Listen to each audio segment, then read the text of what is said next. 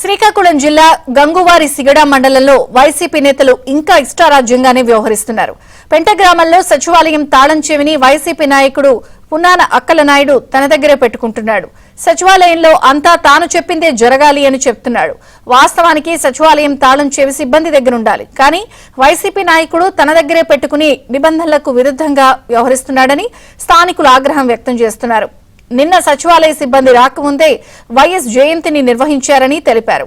YCP నాయకుడి దగ్గర నుంచి తాళం చెవి తీసుకోవాలని అధికారులకు చెప్పినా పట్టించుకోవడం లేదని గ్రామస్తులు చెప్తున్నారు. నేను రాత్రి నాకు మన పెంట సచివాలయం తాళాలు వేరే వ్యక్తి దగ్గర ఉన్నాయని తెలిసింది. వెంటనే రాత్రి తెలియగానే స్టాఫ్ మీద కోపడగానే వాళ్ళు సర్పంచ్ గారికి ఇచ్చామండి. సర్పంచ్ గారు వాళ్ళ ఫాదర్ ఆయనకి ఇచ్చారట.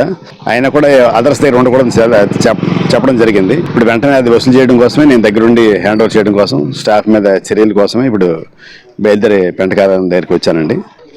తదుపరి చర్యలు తీసుకున్న వెంటనే ఈ విషయాన్ని పై అధికారులు